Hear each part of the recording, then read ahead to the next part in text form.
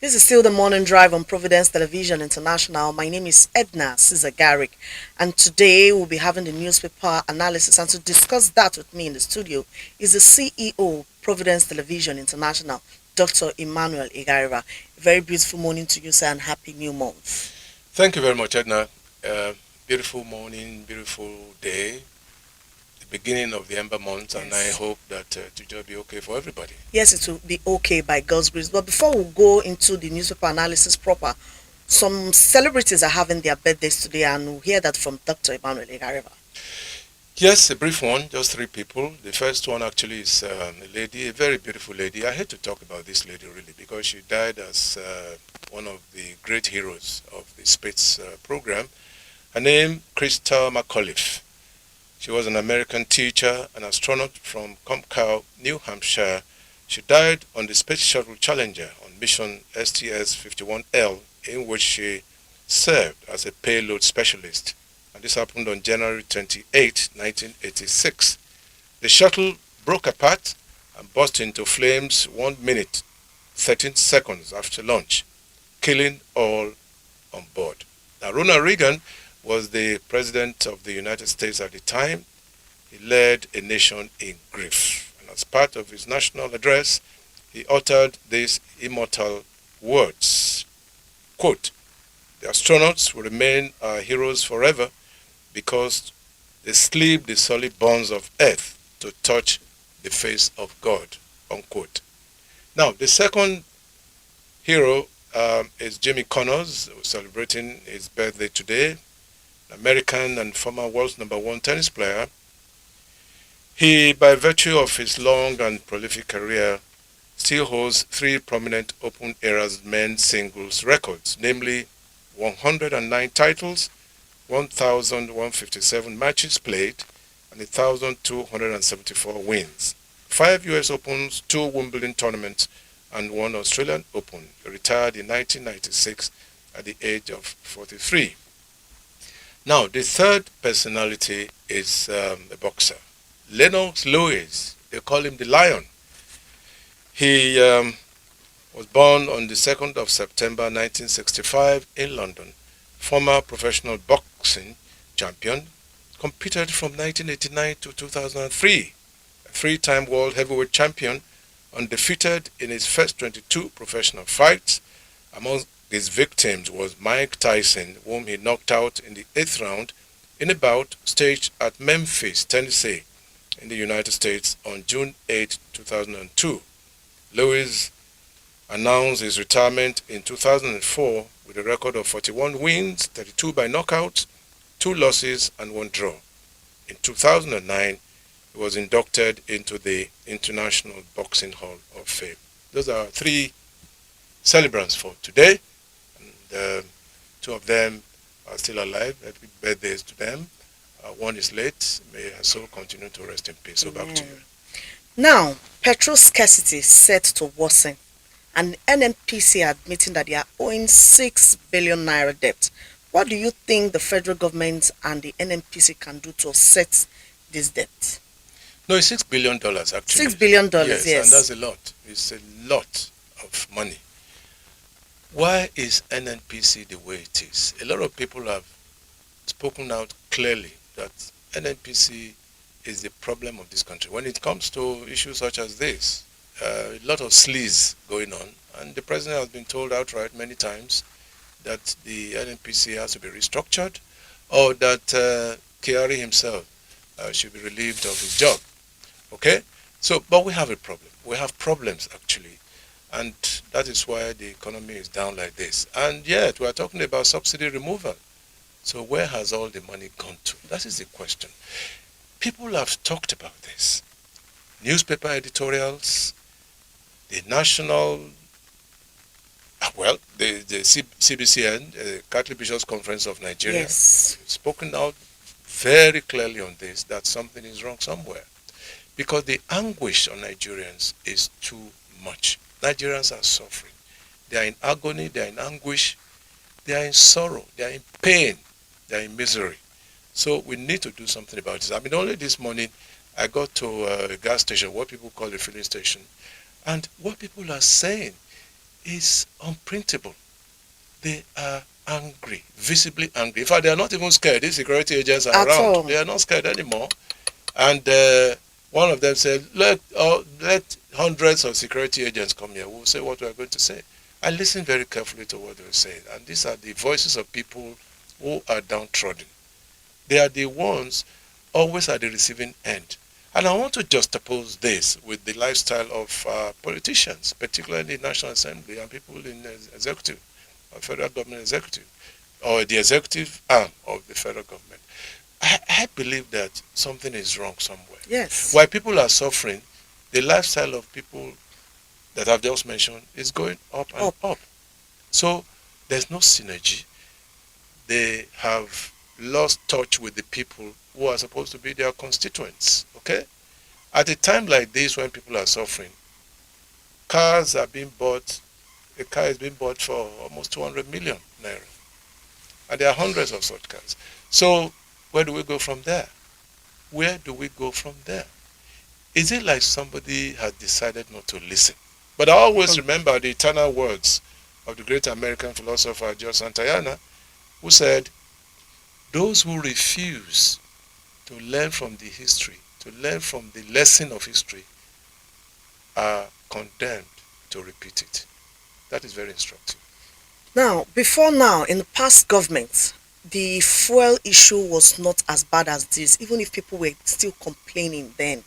And now that this new government, they have decided to bring back this subsidy or whatever, they know the right thing to do. Why is the federal government refusing to do what is best for the citizens? What even aches me, and I'm sure what aches many people, is the fact that we're told in clear terms by the president himself that he will bring those people to justice. Those who decided to bring, before now, Nigeria to its knees. Okay? People were behind all these atrocities. Why have they not been arraigned? Yes. For instance? Why have they not been brought to book? Why have they not been brought to justice? Is it that they're above the law? Is it that there is what people now loosely call a cabal? Yes. Okay? So I just believe that some people should not be untouchable in this country. And particularly when it has to do with our nation's lifeline. Why are people untouchable? We get our earnings, 97%, from oil. Yes, okay? we do. That's what we depend on as a developing country. Yet we have the 4 refineries that are not working. They're not working. All right? Why are they not working? Is it that people want us to continue to continuously bring fuel from abroad? Is that the issue? Why are the refineries not working? The labor movement has talked about this time and time again. Countless time. And the people in government cannot just listen. Okay? Now, the tragedy is that as long as fuel price is going up, prices of food will also go will shoot up. up. Yes. Yes, astronomically. They are like Siamese twins. They are tied together. And I can assure you that once the price of fuel goes down today, things will Everything will normalize. drop. Yes, it will. Yes, the market forces will disappear. And we'll begin to go to market to buy things I want to buy, particularly now that Christmas is around the corner. And I will tell you that a bag of rice will probably sell for by 100,000 just before Christmas. We have entered the Ember months. Yes, of course. Yeah, people must buy things to celebrate. Okay, but how are they going to celebrate Christmas? How are they going to celebrate? So there will be gloom, there will be agony, and I just pray that this does not push the people to anarchy, because an angry person, a hungry person is an angry person. Yes. It's logical, and the people in government must know this. People have spoken their minds on many occasions. They are still speaking as we talk now. Newspaper editorials are still talking about this, and yet people refuse to listen. I don't know. Now, all these refineries that have been abandoned, all this money that they've been recovering from right, left, and center, why have they not decided to channel it to this refinery so that they can start working? I've just told you the reason. They would rather prefer that refined fuel comes from abroad. And how do they pay? In dollars. They pay in dollars. Look at the absurdity. We produce crude. Rather than refine here, we take the crude out. Out. And then, simple elementary economics. Even a little boy in the primary school will know that that is wrong. But our leaders have refused to, because there's so much sleaze in it, so much sleaze. People are just feeding fat on the lifeline of this country, and nobody is talking. It's a shame. It's a bit of a shame. And once prices go up, food prices go up, we are making room for crime. Yes. Crime will also go up almost exponentially. People will hit the streets. Yes. So, but I just pray that it doesn't end up in anarchy. Yes. Let's hope it doesn't really end in anarchy. And a few weeks back, the federal government was giving a striking warning to the traders that they are giving them 1 month to slash food prices. And now the traders have responded to the federal government, telling them to tackle fuel, electricity tariff to crash food prices. Don't you think the traders and the federal government will go at loggerheads while the citizens suffer? It's almost inevitable. And the question is, has it ever worked? Even when we had commodity boards in those days, price control boards rather, it didn't work. During the time of the military, it didn't work, let alone now. In any case, it's like putting the cart before the horse. Solve the fundamentals. One of the fundamentals is the price of fuel. Once that goes down, prices of food will crash. It's natural, it's automatic. Price of fuel is going up, transportation is going up. And this food stuff that we are talking about, it comes from the interior. Yes. The roads are bad. In other words, the infrastructure has not been fixed. People are complaining. Even tankers, they are falling every day off our roads. Yes, every day. Because the roads are bad. I made an allusion to it the other day. From here, we are speaking from Benin now. I'm sure that people abroad are hearing us as we speak. From Benin to Ekpoma is a problem. Benin to Auchi, a problem. Benin to Warri, or to the south parts of the country, starting from Port Harcourt, there's a problem. So we are trapped. Food cannot come in as it should. Look at the middle belt. The farmers have all run away due to banditry. And I was seeing in one of the papers this morning that even floods has taken over, yes. And I said it before, 2 things that government must tackle at this point in time: banditry and floods.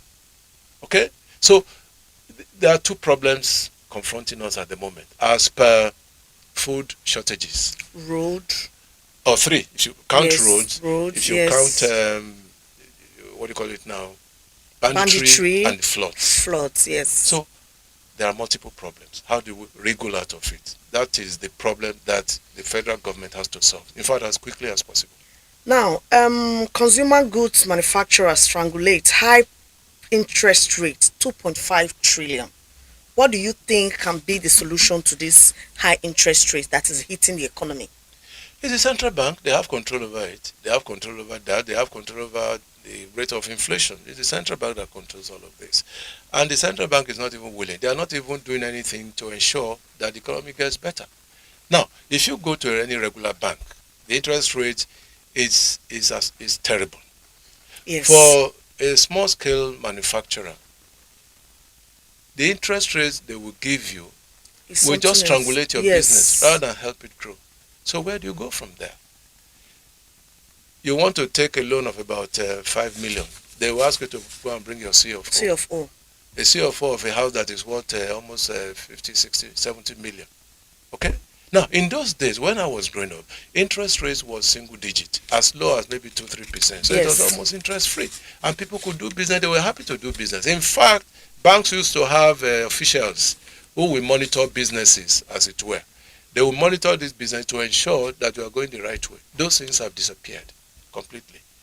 Now, the SMEs, small and medium scale enterprises, cannot grow. Where are they going to get the money from? Nowhere. Where?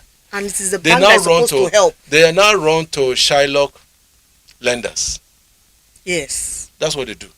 And those ones will just finish their businesses almost forever.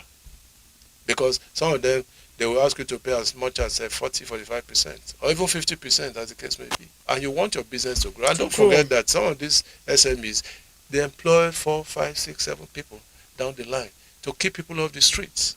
Okay, they are contributing so enormously to the growth of this economy. And yeah, those are the people that we're trying to strangulate. And when this thing is no longer working, so many people will lose their jobs.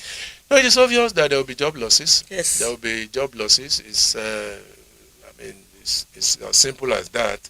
Once you cannot be out of your overhead costs, you cut jobs, and that still is not good for the economy, because once you do, then you are paving way for crime and criminality. Yes. Yes.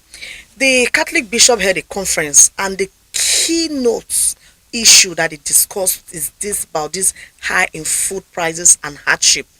They are pleading with the federal government to try and do something about it, but the federal government are refusing to listen to them. I don't know why this thing is so hard for them. This one that is coming from the Catholic bishop, not even other clerics now. I don't even want to talk about other religious organizations, because most of them have compromised.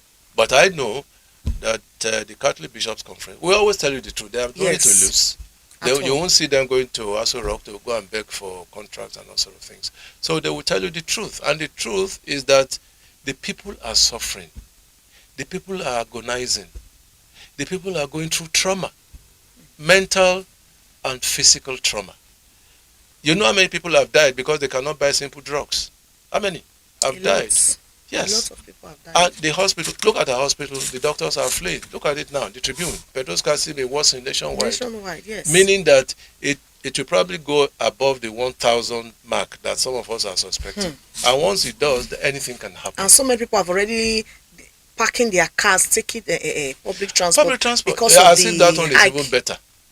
I know of a friend, he uses his car only on Sundays to take his family to church. All other days, he manages to go on public transport. But even at that, he's still groaning.